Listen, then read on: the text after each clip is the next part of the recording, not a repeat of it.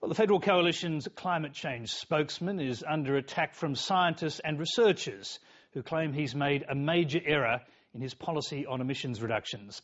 Last week, Greg Hunt told Lateline that 150 million tonnes of carbon dioxide per year could be abated through soil carbon sequestration over a land area of just 100 square kilometres. Mr Hunt now claims he was misunderstood and that he was talking about a much larger area of land. But critics say the Coalition's policy still doesn't add up. Steve Kinane reports. At the CSIRO in Adelaide, scientists are measuring soil carbon levels. It's work like this that will determine to what degree more efficient farming practices can increase soil carbon capture, something that could help reduce Australia's greenhouse gas emissions. To define the amount of carbon that we can get in soils, we've got to consider two things. One is how much carbon we're putting into the ground, and the other is how fast or how much of that carbon is being lost. When native land is converted into agricultural land, carbon is released into the atmosphere. The carbon levels in soil drop on average by 40 to 60% in the process. But some of that carbon can be recaptured by reducing erosion, improving irrigation and fertilisation, and turning some crops into pastures. Both sides of politics agree it has great potential. We're going to have a system where they can get a new stream of income through carbon credits, through things like soil carbon. But the Gillard government doesn't count soil carbon in its targets because it's not Kyoto compliant. The Coalition does count soil carbon. They're banking on it to deliver 60% of their targets, up to 85 million tonnes in the year 2020. In a recent interview on Lateline, Greg Hunt said an even greater figure could be achieved on a relatively small area of land. We are talking about a land mass, if you are achieving the 150 million tonnes, of an area of roughly 100 square kilometres.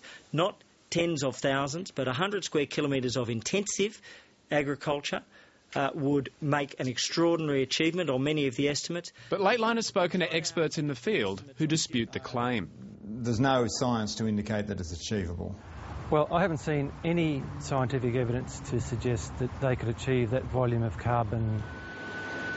The CSIRO would not comment directly on the Coalition's estimates, but its scientists can tell us how much carbon dioxide they believe can be abated per hectare.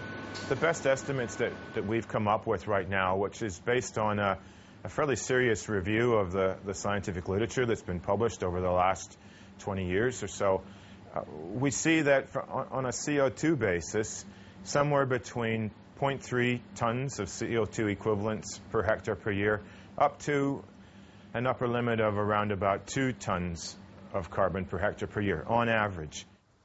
Mick Keogh says based on these estimates, Greg Hunt's figures don't add up. To reach the 150 million tonnes per annum of carbon dioxide equivalents would be 75 million hectares at the upside, that is at the 2 tonnes carbon dioxide equivalent per hectare per annum, or about 500 million hectares at the 0.3, which is the lower level of the estimate. But when I went back to Greg Hunt today, he said he defines 100 square kilometres as 100 by 100, not 10 by 10. When I talk about the 100 squared, that's all about 100 by 100 square kilometres, or 100 kilometres by 100 kilometres, 10,000 square kilometres, 1 million hectares. You can play a game respectfully, or we can be serious about what's the calculation here. 1 million hectares at 150 tonnes of CO2 equivalent per hectare is the figure that we're talking about, but that's the intensive number. Greg Hunt has altered the transcript of the original Lateline interview and posted it on his website to reflect what he says was his intended definition of 100 square kilometres. Based on this altered figure, Greg Hunt believes 150 million tonnes of carbon dioxide can be abated in 1 year over 1 million hectares.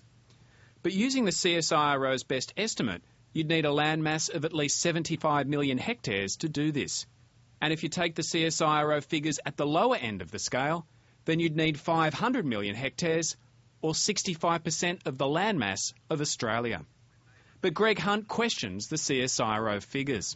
Well, there is a debate, and what we're seeing is that people such as Christine Jones, probably the preeminent soil carbon scientist in Australia and one of the world's leading soil carbon scientists, has a very different view.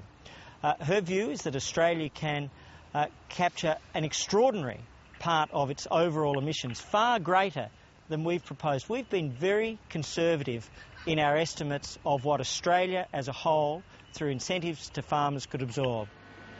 The CSIRO does not take into consideration the fieldwork of Dr Christine Jones because it's yet to be peer-reviewed. Peter Cozier says the coalition is being irresponsible with their target. We're very much in favour of soil carbon, but I think it's irresponsible to set a carbon reduction target based on information which is not sufficient to give you that target. So I think they're creating false expectations. I think farmers will be very reluctant to enter that market, even if it did happen. And when they do, I don't think you'll achieve the volumes that are being promised in the coalition's policy. Steve Kinane, Late Line.